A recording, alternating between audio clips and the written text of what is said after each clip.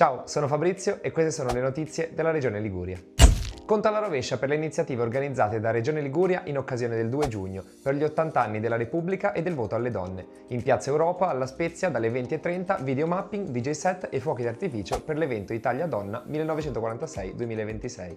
Si festeggia il 2 giugno anche a Genova con Palazzi Svelati, l'iniziativa che apre ai cittadini le porte di palazzi istituzionali normalmente chiusi al pubblico, tra cui Palazzo della Regione in Piazza De Ferrari, che ha registrato già il tutto esaurito per le visite guidate gratuite. Sul sito di Regione Liguria trovate l'elenco di tutti i palazzi da visitare. Prende il via Pelle in Salute Open Weekend, iniziativa rivolta alla diagnosi precoce dei tumori della pelle. Il 6 giugno alla Fondazione Castelli, il 6 e il 7 giugno al Galliera, il 20 e il 21 giugno al San Martino sarà possibile effettuare, previa prenotazione online, visite dermatologiche gratuite.